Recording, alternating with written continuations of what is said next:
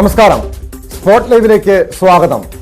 Cinema ടീസറുകളെ വെല്ലുന്ന ഈ ദൃശ്യം കൊച്ചിയിലെ അധോലോക സംഘങ്ങൾ പുറത്തിറക്കുന്ന പ്രൊമോഷണൽ വീഡിയോകളിൽ ഒന്നാണ്.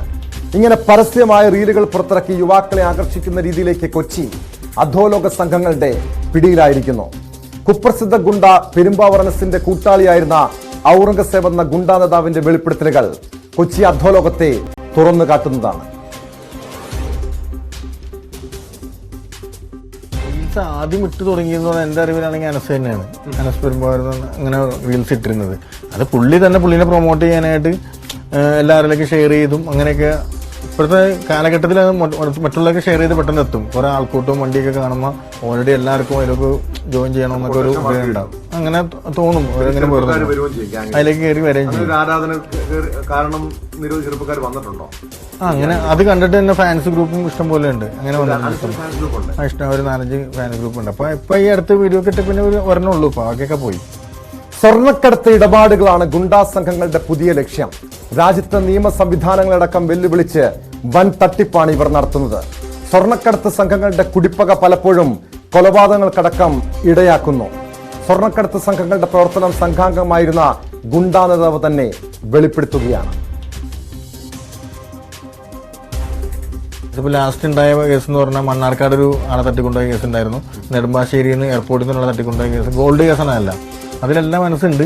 സ്വർണം പൊട്ടിക്കുന്ന കേസ്. അതെ അതെ അത് എന്ന് വെച്ച് കഴിഞ്ഞാൽ ഗൾഫിൽ നിന്ന് ആൾക്കാർ കൊണ്ടുവരുമ്പോൾ അവരായിട്ട് നമ്മൾ ആ കുണ്ടന്റെ ആളായിട്ട് നമ്മൾ കണക്ഷൻ അടിച്ചിട്ട് ഇവിടെ എയർപോർട്ടിൽ വരുമ്പോൾ അതിന്റെ ഓണറിന് കൊടുക്കാണ്ട് നമ്മൾക്ക് ആ സാധനം തരും. എയർപോർട്ടിൽ നിന്ന് ഇറങ്ങുമ്പോൾ അവര് അവിടെ നിന്ന് വരുമ്പോൾ ഒരു ഷർട്ടും പാൻറ്റും കളറൊക്കെ ഫോട്ടോ എടുത്തിട്ടാണ് വരുന്നത്. എയർപോർട്ടിന്റെ ഉള്ളിൽ കയറിയതിനു ശേഷം ബാത്റൂമിൽ കയറി നമ്മൾ പറയുന്ന ഡ്രസ്സ് അവര് വേറൊരു ഡ്രസ്സ് ഇട്ട് നമുക്ക് ഫോട്ടോ അയച്ചു തരും. അങ്ങനെ ഇവിടെ വരുമ്പോ മറ്റവരെ കാണൂല, നമ്മുടെ കൂട്ടത്തിൽ കയറി വരും. അവിടെ നമ്മൾ സാധനം കൊണ്ടുപോകും, ഗോൾഡ് കൊണ്ടുപോകും. അതെ അതെ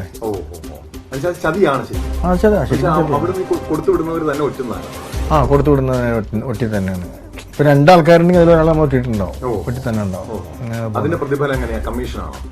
ഇല്ല ഇപ്പൊ കമ്മീഷൻ എന്ന് പറഞ്ഞു കഴിഞ്ഞാൽ ഇപ്പൊ ഒരു 4 പേരിന് 4 ഷെയർ ആക്കി എടുക്കും. ഇപ്പൊ ഗ്യാങ് ആണെങ്കിൽ അങ്ങനെ എല്ലാവർക്കും അത് കിട്ടും. അതാണ് പെരുമ്പാവൂർ അനസ് പ്രധാനമായിട്ട് ചെയ്തുകൊണ്ടിരുന്നത്.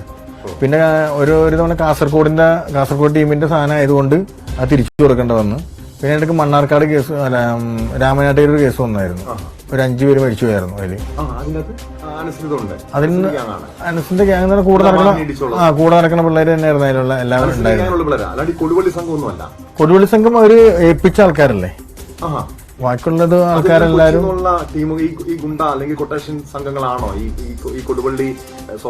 കൊട്ടേഷൻ സംഘമായിട്ട് പോയതല്ല. അത് അതിന് മറ്റേ ഗോൾഡ് കൊണ്ടുവരുന്ന എസ്കോർട്ട് പോലെ പോയിട്ടുള്ള സംഭവം ഉണ്ടായത്. പക്ഷേ വണ്ടി മറിഞ്ഞ് 5 പേരും മരിച്ചു പോയാണ് ചെയ്തത്. അതിൽ 300-ലധികം പേരുമായി സജീവമാണ് പെരുമ്പാവൂർ അനസ് എന്ന ഗുണ്ടാ നേതാവിന്റെ സംഘം. യുവാക്കളടക്കം ആകർഷിക്കാൻ ഇവർ ശ്രമിക്കുന്നുണ്ട്. രാഷ്ട്രീയ നേതൃത്വങ്ങളുടെ പിന്തുണയും ഇവർക്ക് ലഭിക്കുന്നുണ്ടെന്നും ഔറംഗസേബ് പറയുന്നു. അതുപോലെ തന്നെ ഈ അനസ് പൊള്ളാച്ചിലിരിക്കുന്ന സമയത്ത് തന്നെ ഇതുപോലെ തന്നെ പല കാര്യങ്ങൾക്കും വേണ്ടി ഇപ്പൊ ഒരുപാട് പേര് കേസിൽ എന്ന് പറഞ്ഞു കഴിഞ്ഞാൽ ഒരുപാട് പേരെ സ്കെച്ചിട്ട് ഒരുപാട് പേര് മർഡറാവേണ്ട ഒരുപാട് സിറ്റുവേഷൻ ഉണ്ടായിട്ടുണ്ട്. കുറെ പേരൊന്നും എനിക്ക് പറയാൻ പറ്റാത്തൊരവസ്ഥയിലാണ്. അല്ലെങ്കിൽ പറയാൻ പറ്റില്ല. പ്രമുഖരുണ്ട്, രാഷ്ട്രീയ നേതാക്കന്മാർക്കും ഉള്ള ഒരുപാട് പേര് എതിർ പാർട്ടിയിലുള്ളവരല്ല എന്ന് വെച്ചാൽ വ്യക്തി വൈരാഗ്യം കൊണ്ടിട്ട് വന്ന കുറെ സംഭവങ്ങളുണ്ട്. കൊട്ടേഷൻ കൊടുത്തു വേറെ ആൾക്കാർ കൊട്ടേഷൻ കൊടുത്തു. അതിൽ പ്രമുഖ നേതാക്കന്മാരൊക്കെ ഉണ്ട്. ഇതുണ്ട്. വാർത്തയുടെ വിശദാംശങ്ങളുമായി കൊച്ചിയിൽ നിന്ന് ആജ്ഞ രവീന്ദ്രൻ ചേരുന്നുണ്ട്. ആജ്ഞ, ഇന്നലെ ന്യൂസ് 8 അനുവദിച്ച അഭിമുഖത്തിലാണ് ഗുണ്ടാ നേതാവായ ഔറംഗസേബ് കൊച്ചി അധോലോകത്തെ കാര്യങ്ങൾ തുറന്നു പറയുന്നത്. കഴിഞ്ഞ 10-15 വർഷത്തോളമായി കൊച്ചിയിലെ വിവിധ ഗുണ്ടാ നേതാക്കന്മാർക്കൊപ്പം, അതായത് തമ്മനം ഫൈസൽ, മരട് അനീഷ്, പെരുമ്പാവൂർ അനസ്, ഭായ് നസീർ ഉൾപ്പെടെയുള്ള ഗുണ്ടാ തലവന്മാർക്കൊപ്പം പ്രവർത്തിച്ച് പരിചയമുള്ള, എങ്ങനെയാണ് ഈ ഗുണ്ടാ പ്രവർത്തനങ്ങൾ, കൊട്ടേഷൻ പ്രവർത്തനങ്ങൾ എന്ന് കൃത്യമായി അറിയാവുന്ന ഒരു കൊലക്കേസിലടക്കം അങ്ങനെ 32 കേസുകളിലെ പ്രതിയായിട്ടുള്ള ഔറംഗസേബിന്റെ തുറന്നു പറച്ചിൽ ഒരുപക്ഷെ ഏറെ ഞെട്ടലുളവാക്കുന്നതാണ്. കൊച്ചി നമ്മളൊക്കെ വിചാരിച്ചു സമീപകാലത്ത് കൊച്ചി വളരെ ശാന്തമാണ്. ഒരു കാലത്ത് ഈ തമ്മന ഷാജിയെ പോലുള്ള ഗുണ്ടാ തലവന്മാർ അടക്കി ഭരിച്ചിരുന്ന കൊച്ചി കഴിഞ്ഞ കുറച്ച് നാളുകളായി ശാന്തമായിരുന്നു. ഈ സമീപകാലത്താണ് ഗുണ്ടാ തലവന്മാർ മരട് അനീഷ് ഉൾപ്പെടെയുള്ളവർ വീണ്ടും തലപൊക്കി തുടങ്ങിയത്. അവിടെ നമ്മൾ ശ്രദ്ധിക്കേണ്ടത് ഇവർ റീൽസുകളിലൂടെ യുവാക്കളെ ആകർഷിക്കുന്നു. പെരുമ്പാവൂർ അനസിന്റെ കീഴിൽ മാത്രം 300ഓളം ഗുണ്ടകളുണ്ട് എന്ന് തുറന്നു പറയുകയാണ് പെരുമ്പാവൂർ അനസിനൊപ്പം പ്രവർത്തിച്ചിരുന്ന ഔറംഗസേബ്. ഇതൊരു പക്ഷേ ഈ ഒരു വെളിപ്പെടുത്തല് നമ്മുടെ പോലീസിനെ പോലും നമ്മുടെ നിയമ സംവിധാനങ്ങളെ പോലും നടുക്കുന്നതായിരിക്കും. ഇവരെ അടിച്ചമർത്താൻ നമ്മുടെ പോലീസിന് പോലും കഴിയുന്നില്ല എന്നതാണ് ഒരു വസ്തുത. ഇപ്പോൾ സമീപകാലത്ത് ഇന്നലെ കഴിഞ്ഞ ഞായറാഴ്ച ആലുവയിൽ നിന്നും 3 യുവാക്കളെ തട്ടിക്കൊണ്ടുപോകുന്നു. കഴിഞ്ഞ ദിവസം കൊച്ചിയിൽ ഒരു ബാറിൽ വെടിവെപ്പ് നടത്തുന്നു. ഇതിനെല്ലാം പിന്നിൽ ഈ ഭായ് നസീറിന്റെയും മരട് അനീഷിന്റെയും പെരുമ്പാവൂർ അനസിന്റെയും എല്ലാം സംഘാംഗങ്ങളാണ്. പോലീസ് എത്രത്തോളം ഗൗരവത്തോടെ കാണേണ്ട ഒരു വിഷയമാണ് ഈ ഔറംഗസേബിന്റെ വെളിപ്പെടുത്തൽ.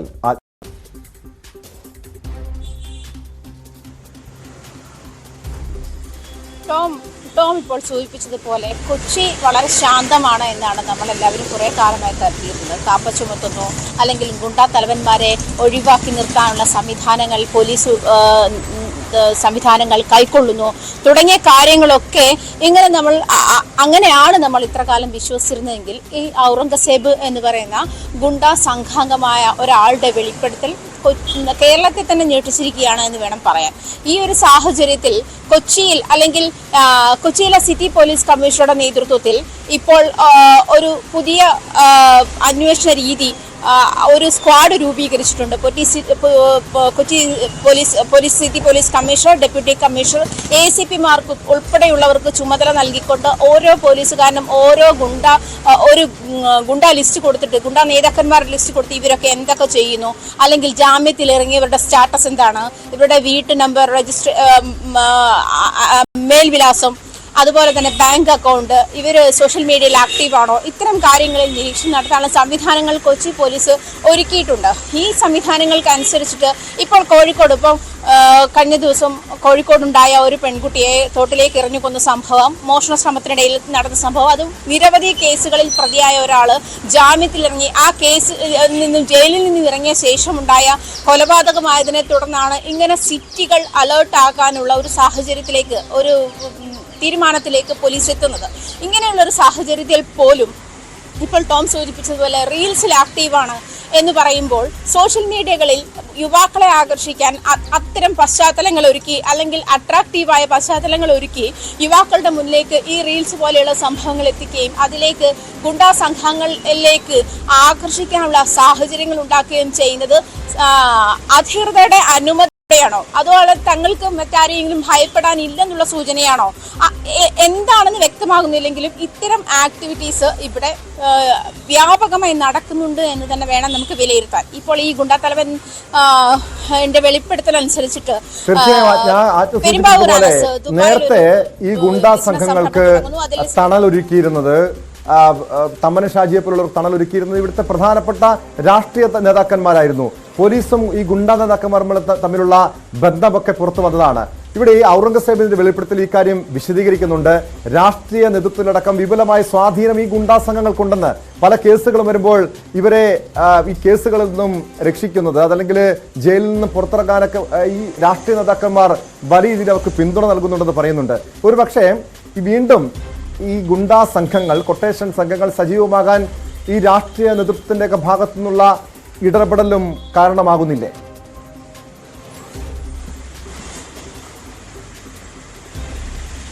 അങ്ങനെ വേണം വിലയിരുത്താൻ ടോം. കാരണം നമ്മൾ കുറച്ചു മുമ്പേ കണ്ട റീൽസ് വീഡിയോകൾ, നമ്മൾ തന്നെ എയർ ചെയ്ത റീൽസ് വീഡിയോകൾ, ഇതിൽ നിന്നുണ്ടാകുന്ന ഒരു ബോഡി ലാംഗ്വേജിന്റെ, ഇവരുടെ ഒരു ബോഡി ലാംഗ്വേജിന്റെ ഒരു കിങ്ഡം ഉണ്ടാക്കുകയാണ്. ഒരു രാജാവും കുറച്ച്, അല്ലെങ്കിൽ അവരുടെ ഭടന്മാരും അവരുടെ പ്രജകളും എന്നുള്ള തരത്തിലേക്ക് ഒരു കിങ്ഡം ഉണ്ടാക്കുകയാണ്. ഇത് ഗുണ്ടാതലവന്മാരുടെ ഒരു കേന്ദ്രമായിട്ട് കൊച്ചിയെ മാറ്റുന്നു. കൊച്ചി മാത്രമല്ല, മിക്ക സിറ്റികളിലും ഇപ്പൊ ഔറംഗസേബ് തന്നെ പറഞ്ഞു, കൂടുതൽ ക്രിമിനൽ പശ്ചാത്തലമുള്ളതും അല്ലെങ്കിൽ കൂടുതൽ ഗുണ്ടാ സംഘങ്ങളുള്ളതും തിരുവനന്തപുരത്താണെന്നുള്ള റിപ്പോർട്ടുമുണ്ട്. അങ്ങനെയുള്ള സൂചനയുമുണ്ട്. ഇത് നമ്മൾ വെറുതെ ഉള്ള ഒരാളുടെ അടുത്തൊന്നല്ല, അതിലുള്ള സാധാരണക്കാരന്റെ ഒരു നിരീക്ഷണമല്ല, ഈ ഗുണ്ടാ സംഘത്തിൽ ഉണ്ടായിരുന്ന ഒരാളുടെ വെളിപ്പെടുത്തലുകളാണ്. അതുകൊണ്ട് തന്നെ അത് അത്യാവശ്യം കൃത്യമാകാൻ തന്നെയാണ് സാധ്യതയേറെ. ഇങ്ങനെയുള്ള ഒരു സാഹചര്യത്തിൽ ഇപ്പോൾ ഈ സൂചിപ്പിച്ച ഗുണ്ടാതലവന്മാർ തലവന്മാരുടെ നേതൃത്വത്തിലുള്ള സംഘങ്ങൾ കൊച്ചിയെ ഭരിക്കുന്നു, അല്ലെങ്കിൽ കൊച്ചിയിലെ കാര്യങ്ങൾ ഇവർ തീരുമാനിക്കുന്നു. അത് രാഷ്ട്രീയപരമായി, പ്രത്യേകിച്ചും ഈ തെരഞ്ഞെടുപ്പ് എടുത്ത സമയത്ത് ഇത് ആർക്ക് സഹായകമാകും? ഇത്തരം നീക്കങ്ങൾ അല്ലെങ്കിൽ ഗുണ്ടാ സംഘങ്ങൾ ഇങ്ങനെ വിലസുന്നത് ആർക്കാണ് കൂടുതൽ സഹായകരമാകുന്നത് എന്നുള്ള ഒരു ചോദ്യം കൂടി ബാക്കിയാവുകയാണ്. അതുകൊണ്ട് തന്നെ ഇപ്പം ടോം സൂചിപ്പിച്ചതുപോലെ രാഷ്ട്രീയ നേതാക്കളുടെ അല്ലെങ്കിൽ സിനിമാ താരങ്ങളുടെ ഒക്കെ, അതായത് സമൂഹത്തിൽ പ്രമുഖരെന്ന് പറയുന്ന അല്ലെങ്കിൽ മുൻനിരയിലുള്ള ആളുകളുടെ VVIPകളുടെ ഒക്കെ പിന്തുണ ഈ ഗുണ്ടാ സംഘങ്ങൾക്കുണ്ട് എന്നുള്ള കാര്യം വ്യക്തമാണ്. ഇത് ഇത് മാത്രം ആണോ എന്നുള്ള കാര്യം കൂടി അന്വേഷിച്ചറിയേണ്ട കാര്യമുണ്ട്. പക്ഷെ എങ്കിൽ പോലും ഇപ്പോൾ ഈ വെളിപ്പെടുത്തൽ നടത്തിയിരിക്കുന്നത് ഗുണ്ടാ സംഘത്തിൽ അങ്ങേയറ്റം ആക്റ്റീവായിരുന്ന ഒരാളാണ് ഈ ഔറംഗസേബ് എന്ന് പറയുന്ന വ്യക്തി. അദ്ദേഹം നടത്തിയിരുന്ന വെളിപ്പെടുത്തലിലൂടെയാണ്, നമ്മൾ ഞെട്ടലോടെയാണ് ഇതൊക്കെ കേട്ടോണ്ടിരിക്കുന്നത്. യുവാക്കളെ ആകർഷിക്കാനുള്ള സാഹചര്യങ്ങൾ പോലെ രാഷ്ട്രീയ നേതാക്കളുമായി മാത്രമല്ല സിനിമാ പ്രവർത്തകരുമായി, സിനിമാ താരങ്ങളുമായും ഇവർക്കുള്ള ബന്ധത്തെക്കുറിച്ചും ഈ ഗുണ്ടാ നേതാവ് ഔറംഗസേബ് വെളിപ്പെടുത്തുന്നുണ്ട്. പ്രത്യേകിച്ചും പെരുമ്പാവൂർ അനസിന്റെ സംഘാംഗമായിരുന്നു ഈ ഔറംഗസേബ്. നമ്മളോട് വെളിപ്പെടുത്തൽ നടത്തിയ ഔറംഗസേബ്. പെരുമ്പാവൂർ അനസ് ഇപ്പോൾ ഒരു വലിയ സാമ്പത്തിക തട്ടിപ്പ് നടത്തി, 20 കോടിയിലധികം രൂപ തട്ടിപ്പ് നടത്തി, ട്രേഡിംഗ് തട്ടിപ്പ് നടത്തി നാടുവിട്ടിരിക്കുകയാണ്, ദുബായിലാണ്. ഈ സിനിമാ താരം ഷിയാസ് കരീമും പെരുമ്പാവൂർ അനസും തമ്മിൽ ബന്ധമുണ്ടെന്നാണ് ഔറംഗസേബ് പറയുന്നത്. ദുബായിലേക്ക് കടന്ന അനസിന് എല്ലാ പിന്തുണയും നൽകുന്നത് ഷിയാസ് കരീമാണെന്നും ഔറംഗസേബ് വെളിപ്പെടുത്തുന്നു. അതിലുണ്ട് ഷിയാസ് കരീം ഉണ്ട്. ഷിയാസ് കരീം എന്ന് പറഞ്ഞാൽ അനസിനെ ഇവിടുന്ന് ഇപ്പൊ അവിടെ കൊണ്ട് പരിചയപ്പെടുത്തി കൊടുത്തേക്കുന്നതും എല്ലാം ഷിയാസ് കരീമാണ്. ഗ്യാങ്ങിലുള്ളതെന്ന് പറഞ്ഞു കഴിഞ്ഞാൽ അതിന് മുമ്പ് ഒരു പെണ്ണ് കേസ് ഷിയാസ് കരീമിന് വന്നിട്ടുണ്ടായിരുന്നു. ആ സമയത്തൊക്കെ അനസിന്റെ അടുത്തായിരുന്നു ഷിയാസ് കരീം. അവിടെ തന്നെയാണ് ഷിയാസ് കരീമാണ് ആ ബന്ധങ്ങൾ അവിടെ ഉണ്ടാക്കി കൊടുത്തേക്കുന്നത്. പിന്നെ കഴിഞ്ഞ പ്രാവശ്യം ഷിയാസ് കരീം വന്നേക്കണ വീഡിയോസ് ഒക്കെ ശ്രദ്ധിച്ചാൽ അറിയാം. കാര്യം ഇവിടെ വന്ന ആകെ ഫോളോ ചെയ്തേക്കണ അനസ് ഷിയാസ് കരീമിന് മാത്രമാണ് ആ ഫോളോ ലിസ്റ്റിൽ വന്നേക്കുന്നത്. പിന്നെ അവരുടെ നല്ല ബന്ധങ്ങളാണ്. ഇപ്പൊ ദുബായിലും ഓൾറെഡി ഇപ്പൊ ഗോൾഡിന്റെ പരിപാടി തുടങ്ങിയെന്നാണ് ഞാൻ അറിഞ്ഞത്. അല്ല, ഇവര് തമ്മിൽ ഒരുമിച്ചാണ് നിൽക്കുന്നത്. ഗോൾഡ് കടത്ത് സിനിമ മേഖലയിലുള്ളവർക്ക് ഈ സ്വർണ്ണക്കടത്തിലൊക്കെ പങ്കുണ്ടെന്ന് അല്ലെങ്കിൽ അങ്ങനെയുള്ള ചില ആരോപണം ഒരു കാലത്ത് ഉയർന്നു വന്നതാണ്. ഉറപ്പായിട്ടും നിങ്ങളെ പോലുള്ള ഈ ഗാങ്ങുകൾ കേന്ദ്രീകരിച്ച് തന്നെയായിരിക്കും ഇതൊക്കെ നടക്കുന്നത്. ഇപ്പൊ ഓൾറെഡി ഇപ്പൊ വർക്കുകൾ നടക്കണ്ടാവും. പക്ഷെ എനിക്കിപ്പോ അതിനെ കുറിച്ച് വിശദമായിട്ട് അറിയില്ല. നമ്മുടെ അനസ് ഇപ്പൊ ഓൾറെഡി പോയേക്കാൻ ഇപ്പൊ നടക്കുന്നത് ഗോൾഡിന്റെ വർക്കിനാണ്. ഇവിടെ എത്തിക്കാനുള്ള അങ്ങനത്തെ ഒരു ഗെയിമിനാണ് പോയേക്കുന്നത്. അതിൽ ഷിയാസ് കരീമും ഉണ്ടെന്നാണ് എന്റെ 100% ഉറപ്പ്. കാര്യം എന്ന് വെച്ചാൽ ഷിയാസാണ് ഈ ബന്ധങ്ങളെല്ലാം അവിടെ ഉണ്ടാക്കി കൊടുക്കണം. മുൻ പോലീസ് ഉദ്യോഗസ്ഥൻ ശ്രീ ജോർജ് ജോസഫ് കൂടി സ്പോട്ട് ലൈവിൽ തത്സമയം ചേരുന്നുണ്ട്. ശ്രീ ജോർജ് ജോസഫ്, പെരുമ്പാവൂർ അനസിന്റെയും തമ്മനം ഫൈസലിന്റെയൊക്കെ സംഘാംഗത്തിൽപ്പെട്ട ഔറംഗസേബ് എന്ന കുപ്രസിദ്ധ ഗുണ്ടയാണ് ഇപ്പോൾ ന്യൂസ് 18നോട് ഇത്തരമൊരു ഞെട്ടിപ്പിക്കുന്ന വെളിപ്പെടുത്തൽ നടത്തിയത്.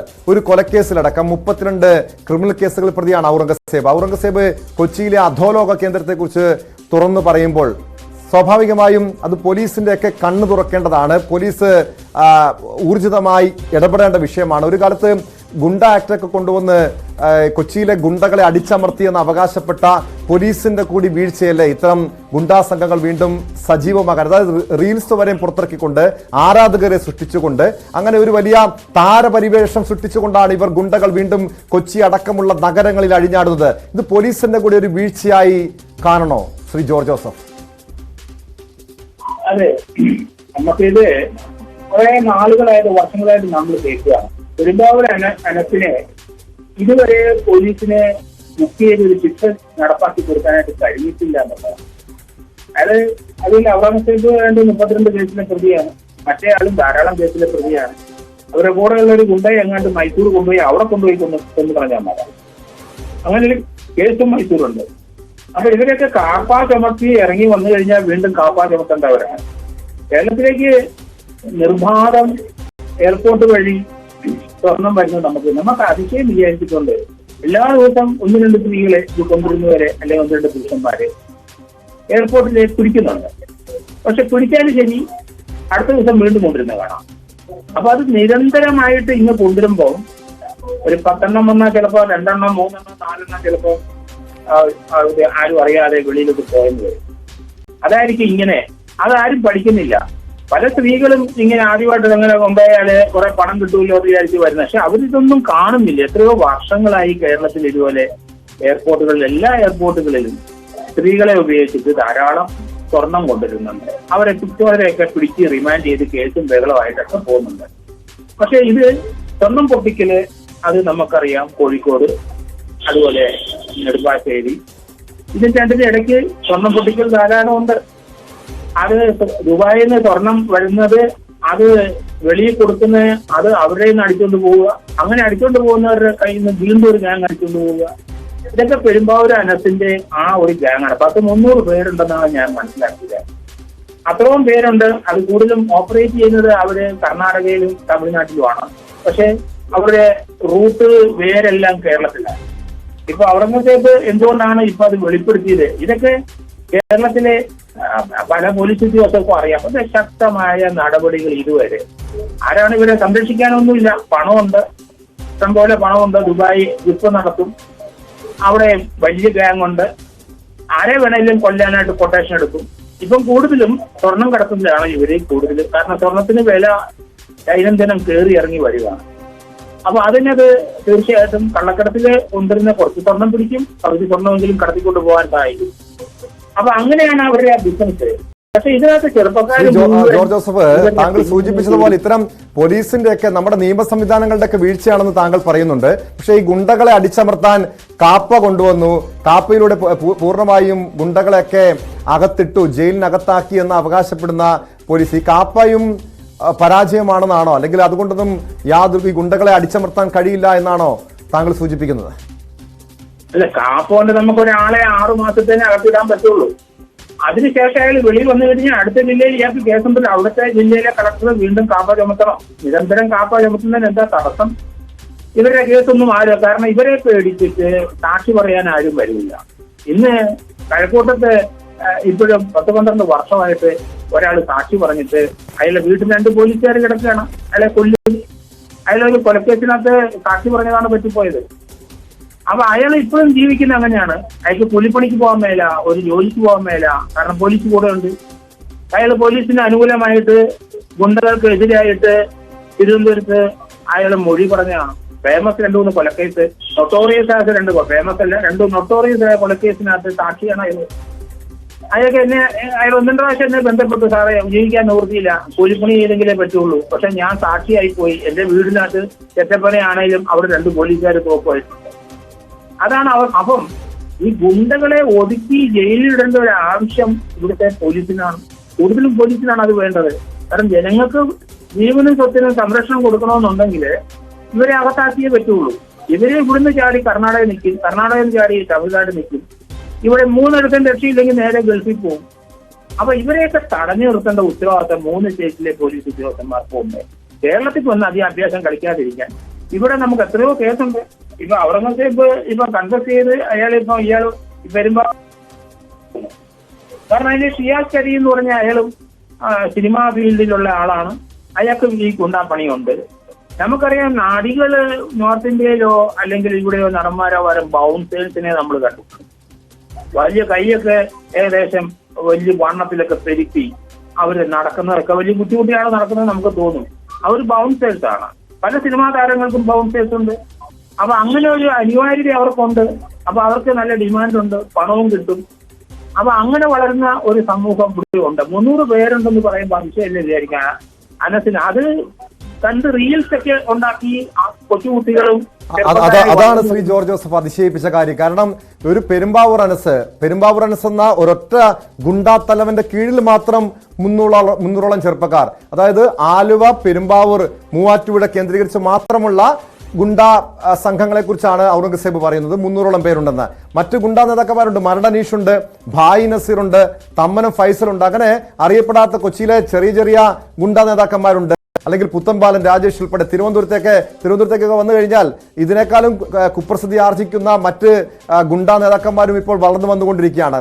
മലബാർ മേഖലയിലേക്ക് പോയി കഴിഞ്ഞാലും അവിടെയും ഇത്തരം ഗുണ്ടാ നേതാക്കന്മാർ, അതായത് ഒരാളുടെ കീഴിൽ മാത്രം 300 പേരുണ്ടെന്ന് പറഞ്ഞാൽ കേരളത്തിലെ ഗുണ്ടകളുടെ കണക്ക് എത്രയായിരിക്കും ശ്രീ ജോർജ് ജോസഫ്? നമ്മൾ ഉദ്ദേശിക്കുന്നതിലും കൂടുതലാണ് പോലീസിന്റെ കണക്കിനേക്കാളും കൂടുതൽ. കാരണം ഇതുവരെ കേസിൽപ്പെടാത്ത കുറെ ആൾക്കാർ ഇവരുടെ പുറകെ നടക്കുന്നു.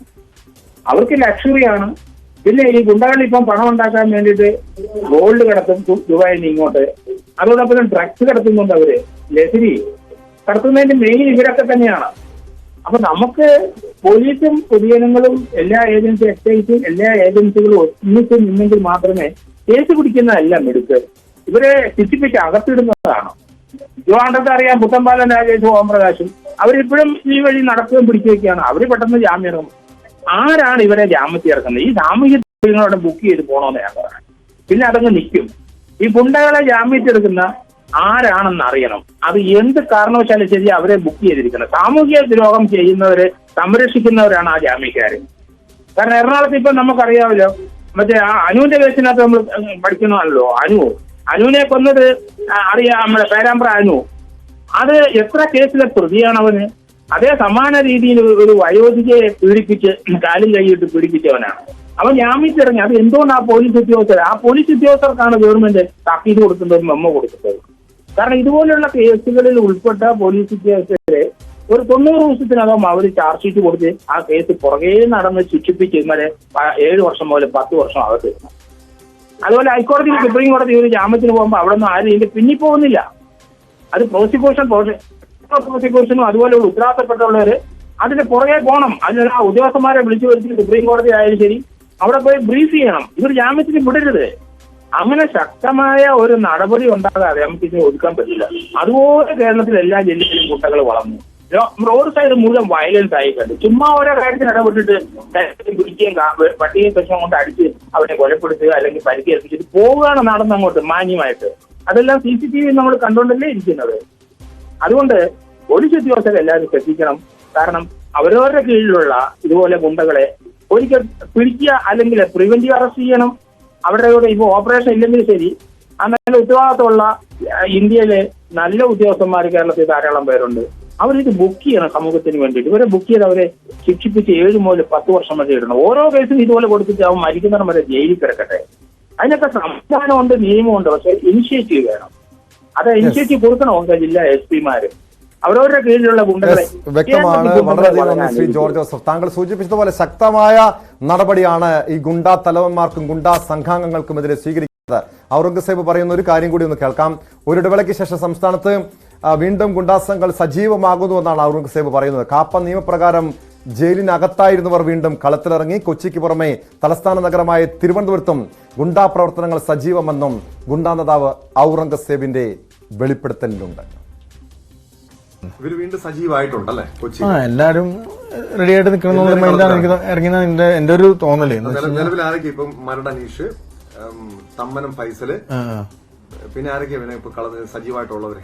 ഇപ്പൊ പറഞ്ഞ ഫൈസലും അനീഷിന്റെ ആൾക്കാരും ഉണ്ട്. പിന്നെ മറ്റേ അനസ് പെരുമാൾ പറഞ്ഞ ആളുടെ ആൾക്കാരൊക്കെ ഉണ്ട് ഓൾറെഡി. പുള്ളീനെ പറ്റി ഇപ്പൊ കുറച്ചൊക്കെ കേൾക്കാറുള്ളൂ, പിന്നെ അധികമൊന്നും കേൾക്കാറില്ല. എന്ന് വെച്ചാൽ ഉണ്ട്, ഓൾറെഡി ആൾക്കാരെല്ലാരും ഉണ്ട്. പിന്നെ എല്ലാരും കുറെ മതിയായ ആൾക്കാരാണ്. കാര്യം കുറെ കേസും ബഹളവും ഒക്കെ വന്നിട്ട് എല്ലാരും ഒന്ന് ഒതുങ്ങിയൊക്കെ നിൽക്കണാണ്. പിന്നെ ഇപ്പൊ ഇടയ്ക്ക് പ്രശ്നങ്ങളുള്ള കാരണം ഇങ്ങനെ പോണെയാണ്. ഇവര് വീണ്ടും ഈ മരടനീഷൊക്കെ വീണ്ടും രംഗത്തിറങ്ങി സമീപ ദിവസങ്ങളിൽ തന്നെയാണല്ലോ കൊച്ചിയിലൊക്കെ വലിയ സംഘടനകൾ ഉണ്ടാകുന്നത്. അങ്ങനെയുള്ള സംഘടനകൾക്ക് വീണ്ടും ഒരു ഈ ഗ്യാങ് 2 ഗ്രൂപ്പുകൾ തമ്മിലുള്ള ഏറ്റുമുട്ടലിന് വീണ്ടും സാധ്യതയുണ്ട് ഇവിടെ. അങ്ങനെ സാധ്യത കൂടുതലാണ്. കാര്യം പ്രശ്നങ്ങൾ ഇപ്പൊ ആയി തുടങ്ങിയിട്ടുണ്ട്. കുടിപ്പകയും പ്രശ്നങ്ങളും അങ്ങോട്ടും ഇങ്ങോട്ടും ഉണ്ടായ ഈഗോ പ്രശ്നങ്ങളും അങ്ങനെയൊക്കെ ഉണ്ടായ വഴികളാണ് വന്നേക്കണേ എല്ലാം. അപ്പൊ ഈ കൊച്ചിയാണോ ഈ കൊട്ടേഷൻ ഗുണ്ടാ സംഘങ്ങളുടെ ഒരു കേന്ദ്രം എന്ന് പറയുന്നത്? കൊച്ചിയാണോ കേരളത്തില് മൊത്തത്തിൽ എടുത്തു നോക്കി ഇപ്പൊ എല്ലായിടത്തും ഇത്തരം ഗുണ്ടാ, ആലപ്പുഴയില് ഈ ഗുണ്ടാ സംഘങ്ങളുടെ ഒരു സംഘം ഉണ്ടായിരുന്നു. ഇവിടുന്ന് കുറെ ആൾക്കാർ പോയിട്ടുണ്ടായിരുന്നു. ഇവിടുന്ന് പോയ ആൾക്കാരുണ്ട് കുറെ.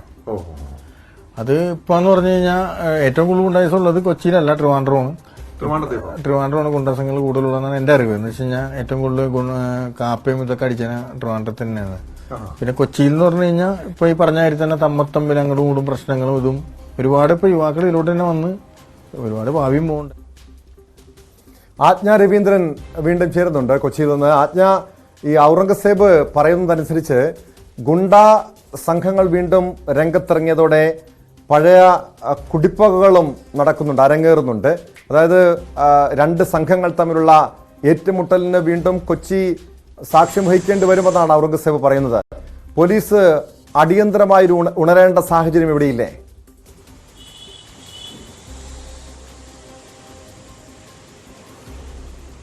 ഉണ്ട് ടോം സൂചിപ്പിച്ചതുപോലെ പോലീസ് ഇപ്പോൾ അടിയന്തരമായി ഉണരേണ്ടുന്ന സാഹചര്യം തന്നെയാണ് ഔറംഗസേബ് സൂചിപ്പിച്ചതനുസരിച്ച് നിലവിലുള്ളത്. കാരണം ഈ കാപ്പ ചുമത്തി അകത്ത് കിടന്നവരൊക്കെ പുറത്തു വന്നു, അല്ലെങ്കിൽ അവരുടെ ആ കാപ്പ ചുമത്തിയ കാലാവധി കഴിഞ്ഞു. അത്തരം സാഹചര്യങ്ങളിൽ വീണ്ടും ഗുണ്ടാസംഘങ്ങൾ കൂടുതൽ ആക്റ്റീവാകുന്ന ഒരു സാഹചര്യമാണുള്ളത്.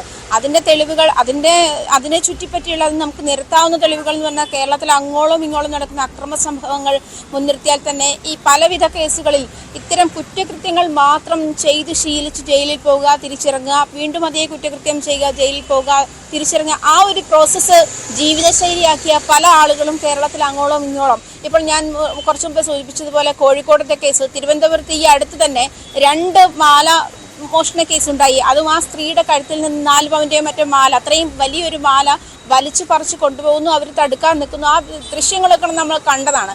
ഈ 2 കേസുകളിലും കേസ് കഴിഞ്ഞ് അല്ലെങ്കിൽ ശിക്ഷ കഴിഞ്ഞ് ജയിലിൽ നിന്ന് ഇറങ്ങിയ ഇത്തരം തല്ലിപ്പൊളി സംഘങ്ങൾ എന്ന് പറയുന്ന ഗുണ്ടാ സംഘങ്ങളുടെ അല്ലെങ്കിൽ റൗഡി സംഘങ്ങളുടെയൊക്കെ സംഘങ്ങളിലൊക്കെ ഉള്ളവരാണ്. ഈ കാപ്പയിൽ തന്നെ ഈ തരം കുറേ കാറ്റഗറികളുണ്ട്. റൗഡി, ഗുണ്ട, ഇതൊക്കെ അവർ ചെയ്തിട്ടുള്ള ശിക്ഷ 7 വർഷത്തിനകത്ത് അനുഭവിച്ചുള്ള ശിക്ഷയുടെ അല്ലെങ്കിൽ അവർക്ക് നേരെ എടുത്തുള്ള കേസിൻ്റെയൊക്കെ ഇൻറ്റൻസിറ്റി അനുസരിച്ചിട്ടാണ് കാപ്പ ചുമത്തുന്ന കാര്യങ്ങൾ, അല്ലെങ്കിൽ ഗുണ്ടയാണോ റൗഡിയാണോ എന്ന് തീരുമാനിക്കുന്നത്. ഇത്തരം കാര്യങ്ങളൊക്കെ നിലനിൽക്കുമ്പോഴും ഇപ്പോൾ ശ്രീ ജോർജ് ജോസഫ് സൂചിപ്പിച്ചതുപോലെ 300 പേര് എന്ന് പറയുന്നത് ഇപ്പോൾ കൊച്ചിയിൽ പോലീസ് നോട്ട് ചെയ്തിരിക്കുന്നത് അല്ലെങ്കിൽ അവർ സ്കെച്ച് ചെയ്തിരിക്കുന്ന 300 പേരെയാണ് എന്നാണ് നമുക്ക് കിട്ടിയിരിക്കുന്ന വിവരം. ഇപ്പോൾ ഞാൻ നേരത്തെ സൂചിപ്പിച്ചതുപോലെ സിറ്റി പോലീസ് കമ്മീഷണറുടെ നേതൃത്വത്തിലുള്ള ഒരു സംഘം ഈ കേസ് കഴിഞ്ഞ് പുറത്തിറങ്ങി അല്ലെങ്കിൽ കുറ്റകൃത്യങ്ങളിൽ നിന്ന് പുറത്തിറങ്ങിയ ആളുകളെ നിരീക്ഷിക്കുന്ന ഒരു സാഹചര്യം, അതിനുശേഷം അവരുടെ പോകുന്നു, എന്തൊക്കെ ചെയ്യുന്നു, അവരുടെ ആക്ടിവിറ്റീസ് എന്തൊക്കെയാണ്, ഇത്തരം കാര്യങ്ങൾ ഉൾപ്പെടെയുള്ള അവരുടെ ബാങ്ക് അക്കൗണ്ടിലേക്ക് വരുന്ന പൈസയുടെ സോഴ്സ് എന്താണ്, പണത്തിന്റെ സോഴ്സ് എന്താണ്, ഇത്തരം കാര്യങ്ങളൊക്കെ അവരെ നിരീക്ഷിക്കുന്ന ഒരു സാഹചര്യം ഇപ്പോൾ അങ്ങനത്തെ ഒരു ആക്ടിവിറ്റീസിലേക്ക് പോലീസ് കടന്നിട്ടുണ്ട് എന്നാണ് മനസ്സിലാക്കുന്നത്. എന്നിരുന്നാൽ പോലും ഇപ്പോൾ നമ്മൾ സൂചിപ്പിച്ചതുപോലെ ഷിയാസ് കരീമിൻ എന്ന് പറയുന്ന പ്രശസ്തനായ സിനിമാ നടൻ, മുൻപ് അദ്ദേഹം ഒരു പീഡന കേസുമായി ബന്ധപ്പെട്ട് അദ്ദേഹത്തിന്റെ പേര് നമ്മൾ വളരെയധികം ചർച്ച ചെയ്തതാണ്. അതിനുശേഷം ദുബായിലേക്ക് ഈ ഗുണ്ടാത്തലവനെ വിളിക്കുന്നു, അല്ലെങ്കിൽ അനസിനെ അവിടേക്ക് കൊണ്ടുപോകുന്നു, അതിനുള്ള സാഹചര്യങ്ങൾ, അയാൾക്ക് അവിടെ ബിസിനസ് ചെയ്യാനുള്ള സാഹചര്യങ്ങളൊക്കെ ഷിയാസ് കരീമിന്റെ നേതൃത്വത്തിൽ ഒരുക്കി കൊടുക്കുന്നു. ഇത്തരം ചർച്ചകൾ വരുന്നുണ്ട്. ഇത് തന്നെയും ഈ ഔറംഗസേബിന്റെ വെളിപ്പെടുത്തലിൽ നമ്മൾ കേട്ടതാണ്. ഇവിടെ തന്നെയാണെങ്കിലും പിന്നെ ഇവിടെ തമ്മനം ഷാജി, മരണ അനീഷ് തുടങ്ങിയ ഗുണ്ടകളൊക്കെ വിലസുന്ന സാഹചര്യം.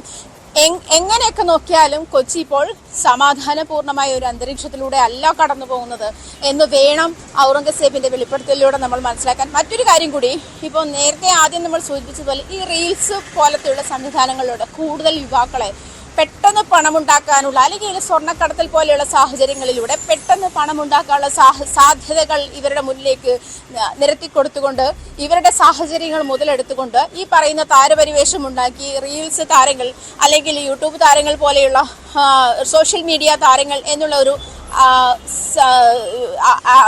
ഒരു ആംബിയൻസ് ഉണ്ടാക്കി ആ ആംബിയൻസ് മുതലെടുത്ത് യുവാക്കളെ കൂടുതൽ അതിലേക്ക് ആകർഷിക്കുകയും അവരെ ബുദ്ധിമുട്ടിലാക്കുകയും ചെയ്യുന്ന ഒരു സാഹചര്യം കൂടിയാണ് നമ്മൾ മുന്നിൽ കാണേണ്ടത്. അത്തരമൊരു സാഹചര്യത്തിലേക്ക് കൂടി നമ്മുടെ യുവതയെ കൂടി സംരക്ഷിക്കേണ്ട ചുമതല പോലീസിനുണ്ട്. അതുകൊണ്ട് ഈ സൂചിപ്പിച്ചതുപോലെ തന്നെ നിരവധി യുവാക്കളെയാണ് ഈ റീൽസിലൂടെ ഇവർ ആകർഷിക്കുന്നത്. അതായത് പെരുമ്പാവൂർ അനസിന്റെ കീഴിൽ മാത്രം 300ഓളം ചെറുപ്പക്കാർ ഈ ഗുണ്ടാ സംഘത്തിൽ ഗുണ്ടാ പ്രവർത്തനത്തിൽ ഏർപ്പെടുന്നുണ്ടെന്ന് ഔറംഗസേബ് തുറന്നു പറയുന്നുണ്ട്. മാത്രമല്ല ഇതിന്റെ അപകടത്തെക്കുറിച്ച് കൂടി ഔറംഗസേബ് വ്യക്തമാക്കുന്നു. കാരണം തന്റെ ജീവിതാനുഭവം ചൂണ്ടിക്കാണിച്ചുകൊണ്ട് 8ാം ക്ലാസ്സിൽ പഠിക്കുന്ന സമയത്ത് സ്വന്തം സ്കൂൾ അധ്യാപികയ്ക്ക് നേരെ പടക്കം എറിഞ്ഞുകൊണ്ടാണ് ഔറംഗസേബ് ആദ്യമായി ജയിലിൽ, അന്ന് ജുവനൈൽ ജസ്റ്റിസ് ഹോമിൽ അകപ്പെടുന്നത്.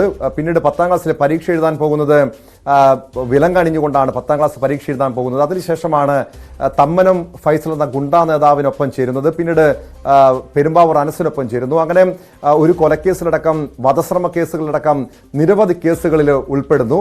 ഇതിൻ്റെ ഒരു ഭവിഷ്യത്തിനെ കുറിച്ച് കൂടി ഇപ്പോൾ തിരിച്ചറിയുന്നുണ്ട് ഔറംഗസേബ്. കാരണം പരമാവധി ഒരു ഗുണ്ടാ നേതാവിന് ജീവിതം പോലും 40 വയസ്സിനപ്പുറം പോകാറില്ല. അതിനു മുൻപ് തന്നെ അവർ കൊല ചെയ്യപ്പെടുകയോ അല്ലെങ്കിൽ ക്രൂരമായ ആക്രമണത്തിന് ഇരയാകപ്പെടുകയോ ഗുണ്ടാ കുടിപ്പകയ്ക്ക് ഇരയാകുകയോ ചെയ്യുന്ന സാഹചര്യങ്ങളാണെന്ന് ഒരു ഉപദേശത്തിന്റെ അടിസ്ഥാനത്തിൽ തന്നെയാണ് ഔറംഗസേബ് പറയുന്നത്. ഔറംഗസേബുമായുള്ള അഭിമുഖത്തിന്റെ പൂർണ്ണ രൂപം ഇന്ന് രാത്രി 10 മണിക്ക് ന്യൂസ് 18 കാണാം.